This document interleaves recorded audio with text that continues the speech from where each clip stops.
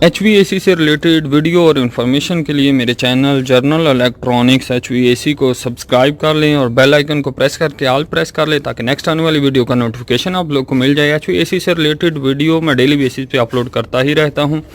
और अगर गाइज आपने मुख्तलिफ़ किस्म के ACO की वीडियो देखनी हो तो मेरे चैनल की प्लेलिस्ट में जाएँ और यहाँ पे बहुत सारे आइकन बने हुए हैं मुख्तलिफ़ एयर कंडीशन के, तो वहाँ पे आपको बहुत सारी वीडियो मिल जाएंगी। यानी कि आपने अगर स्प्लिट यूनिट की वीडियो देखनी है, अब चैनल की प्लेलिस्ट में जाएं, यहाँ पे स्प्लिट यूनिट का आइकन बना हुआ है, उस आइकन में जाएं और आपको इस आइकन में सिर्फ स्प्लिट यूनिट से रिलेटेड बहुत सारी वीडियो मिल जाएंगी। इसी तरह अगर आपने चिलर्स की वीडियो देखनी है तो आप प्लेलिस्ट में चिलर वाले आइकन में जाएं और यहाँ पे आपको सिर्फ चिलर से रिलेटेड बहुत सारी वीडियो मिल जाएंगी। इस तरह प्लेलिस्ट में और बहुत सारे आइकन बने हुए हैं जैसा कि split unit, duct split unit, fan coil unit, fresh air handling unit, air handling unit, chillers, इस तरह और भी। तो आपने जिस भी किस्म की वीडियो देखनी हो चैनल की प्लेलिस्ट में जाके आइकन में जाके देख सकते हैं।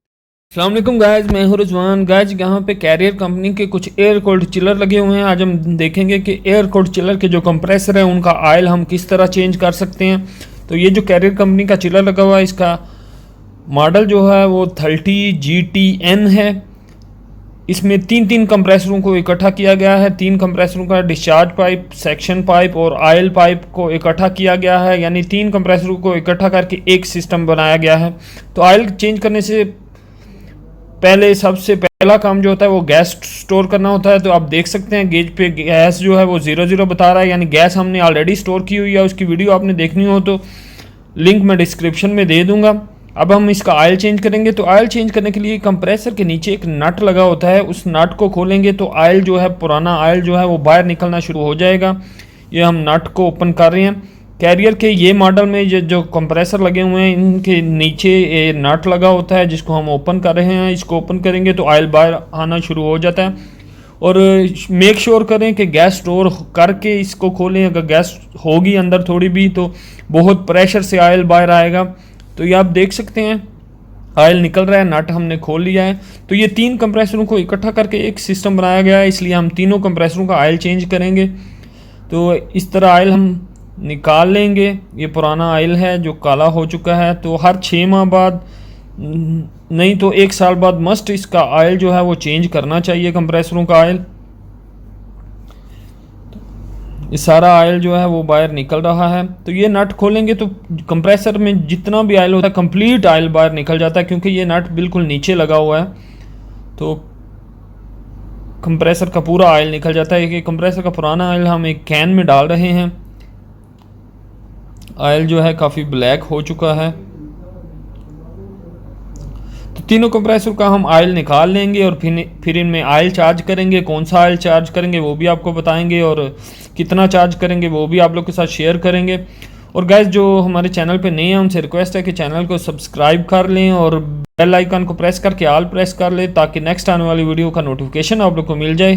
HVAC से रिलेटेड वीडियो हम डेली बेसिस पे अपलोड करते रहते हैं। तो तीनों कंप्रेसरों के नीचे नट है एक, तो ये नट हम खोल रहे हैं और ऑयल निकाल रहे हैं। गाइस जैसे एक कंप्रेसर का ऑयल आपने निकलता हुआ देखा, ऐसे हमने बाकी दोनों का भी ऑयल निकाल दिया है और नट जो है वापस लगा दिए हैं। ये आप देख सकते हैं कंप्रेसरों के नीचे जो ऑयल निकालने के लिए नट खोले हुए थे वो हमने लगा दिए हैं। अब ये एक पंप होता है जिसके ज़रिए हम जो ऑयल है वो कंप्रेसर में डालते हैं। ये पंप के साथ अपनी चार्जिंग लाइन लगा के और कंप्रेसर के साथ चार्जिंग लाइन लगा देते हैं और कैन जो नए ऑयल के कैन होते हैं उनमें इस पंप को रख के मारते जाते हैं तो ऑयल जो है कंप्रेसरों में जाना शुरू हो जाता है। लेकिन काफ़ी मेहनत होती है इस पंप के साथ, डिफ़िकल्ट होता है, इसलिए हमने एक स्पेशल खुद ही ये एक पंप बनाया हुआ है जो कि बिजली से चलता है। इसकी एक लाइन जो है वो हम ऑयल के कैन में डालेंगे और दूसरी लाइन ये हम कंप्रेसर के साथ लगा रहे हैं। यहाँ से ऑयल जो है वो कंप्रेसर के अंदर जाता रहेगा। तो आपको करके भी दिखाते हैं। ये एक चार्जिंग लाइन जो है वो हम कंप्रेसर के साथ लगा रहे हैं।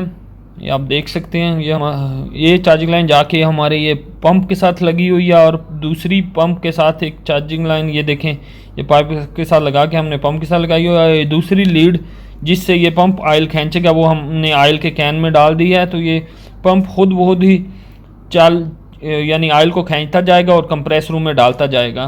तो ऐसे ही हम इसी कंप्रेसर में ऑयल डालते जाएंगे एक ही कंप्रेसर में। तो बाकी दोनों कंप्रेसर जो हैं, क्योंकि ये 3 कंप्रेसर इकट्ठे हैं, सिस्टम 3 कंप्रेसर को इकट्ठा करके एक सिस्टम बनाया गया है, तो हम एक कंप्रेसर में ऑयल डालेंगे तो खुद बहुत ही बाकी दोनों में चला जाएगा, क्योंकि बाकी दोनों जो हैं वो उनके साथ पाइप कनेक्ट किया गया है, वो पाइप के ज़रिए ऑयल बाकी दोनों में भी चला जाएगा।